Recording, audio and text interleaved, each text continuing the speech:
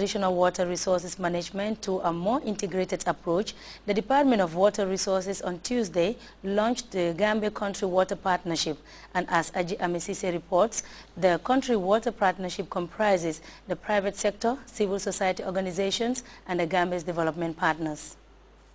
Approaches to the assessment and development of water resource management has been a topic of international dimension for decades. At global meetings, the critical roles of water in global socio-economic development process and in environment protection are always reiterated. Integrated water resource management then surfaced, which proved to have most of the answers of water resource management enmeshed in it. By 2008, ECOWAS heads of state adopted the West Africa Water Resource Policy as a general framework and guardians for cooperation in the field of water resource. The Gambia, in the process of promoting the adoption of integrated water resource management policies, has begun the creation of the enabling environment through the elaboration of the Water Resource Policy and the updating of the 1979 Water Act. You know, GWP Global Water Partnership is a global network that is composed of regional water partnerships and country water partnerships. And it has a lot of expertise at global and regional level.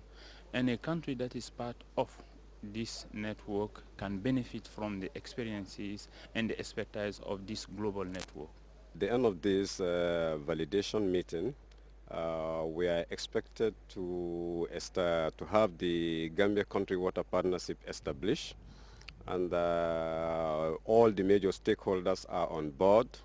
The day's convergence, according to officials of stakeholders, is expected to form the basis for the now launched Gambia Country Water Partnership. I further urge you to take the views and concerns of the poor, particularly water vulnerable communities and households, in order to ensure equity in the management of the God-given natural resource. As a result of the increasing and competitive demand for water, officials have drawn to the conclusion that it is necessary to improve the mechanisms for the effective governance of water. The Gambia, being a part of the Country Water Partnership, is set to enjoy its multifaceted benefits for more incorporated water resource management. For GRTS News, I am Aji Amisise. Senior government officials and a cross-section of society recently witnessed the opening of the first custom-built theater in the history of performing arts in the country. The Ebunjang Theater Center, located within the Kanife industrial area, is built with locally available materials. Samuel Ban reports the center has the potential to take drama and acting to a new level. As the first professional theater to be built in the Gambia, the Ebunjan Theatre Center derives its name from the late Ebunorum and Janet Young. On the historic night marking the inauguration of the center, many were confident that this edifice will serve as a major boost to the country's theater and film industries. The center could henceforth help boost the morale and further hone the skills of many youngsters with keen interest and a knack for the big screen. The Gambia, like other African nations, has a diverse, rich and unique culture. These cultural traditions that have been begetted to us by our ancestors need to be preserved, they need to be promoted and developed for posterity. This new theatre, therefore, will contribute significantly to harnessing our traditional music, our dance, our masquerade, storytelling, and history narration by griots, rituals, and so on and so forth. For a country that is blessed with a teeming youthful population, the coming of this center is envisaged to harness the natural skills at the disposal of youngsters in the area of performing arts. It is also expected to contribute positively when it comes to adding value to the country's tourism, empower artists, and ultimately contributing to the fight against poverty and unemployment.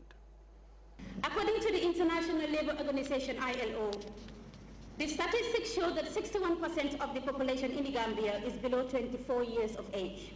And indeed, the level of youth unemployment is a matter that concerns the Gambia government. Government is not oblivious to the fact that many youths who have left school are looking for gainful employment in the formal and informal sector. Thus, the private sector initiative, such as this one, will positively complement government's efforts in providing opportunities for self-employment, self-development, in this instance in the area of creative arts. Dr. Rodi Cole is Gambia's leading architect and urban planner. His contribution towards the improvement of artistic excellence in the country did not go unnoticed, especially in the planning and designing of this magnificent facility. I do, however, want to reiterate the eco-friendly nature of this building, in the sense that the blocks that we used to build it was excavated from a big hole right to the left of where I'm standing right here. If you go out there, there's a great big hole where the sand was mined, a little bit of cement added, compacted, and used for the building. As the various players in the local theater industry envision the kind of developments they stand to reap from the Ebunjan Center, they were treated to a spectacular performance staged by budding Gambian actors and actresses, something that served as a marker for what lies ahead.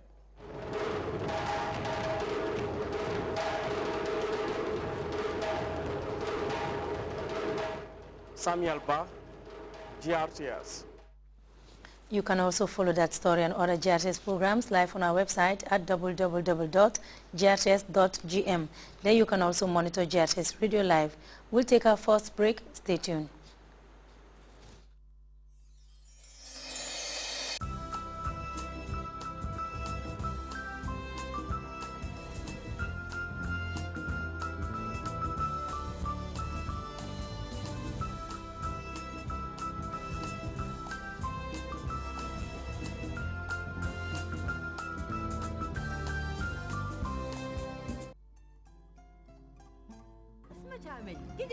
jigéen sama yow moom gëj naa laa gis yow bii rafet na lii bii kañ la nii rap ak jàmm waay mbaa insurance nga ko kay mais musuma jàmm yow insurance dañuy fay déedéet Gambia National Insurance Company ca kere baa ñu bokkuñ ci ñooñu de ñooy ñaan lu weesu fanweeri at ak juróom-ñaar ñu ngi ci biir réew mi di ñu aar suñu wàllu moto yi kër yi yoon yi tukki yi sa xaalis sax dañ koy aar déedéet xanaa waaw ñu wóor lañ nag te mun seen liggéey seen teewaay ci biir réew mi yokk na fi kóolute de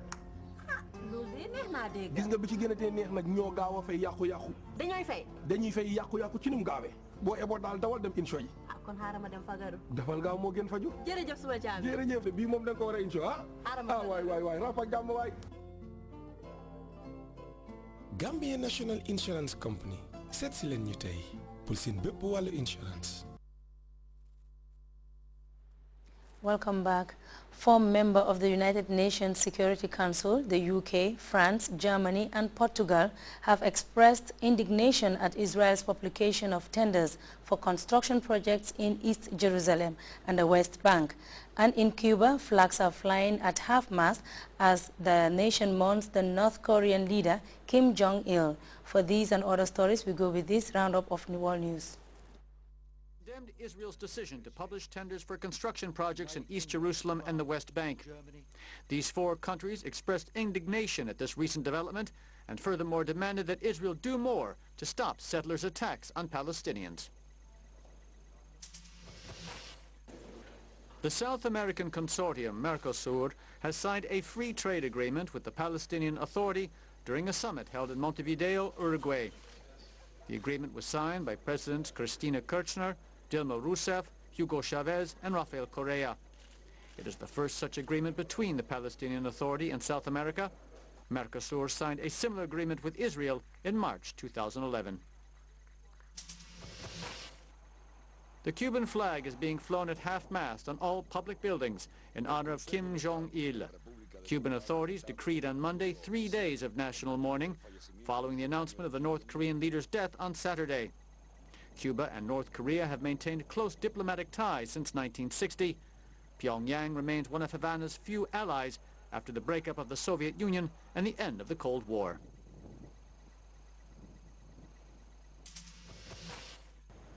Police in Argentina seized 1 ton of cocaine stored in a lorry 100 kilometers outside of Buenos Aires. Its estimated worth $35 million.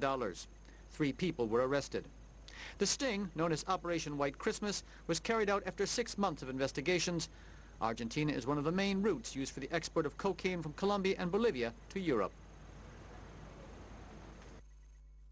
Women rights activists in Mali say a new family law recently passed by the country's parliament will make matters worse for the women folk instead of meeting their demands for reforms. The controversial piece of legislation lowers the legal age for marriage to 16 and makes the father the head of the household.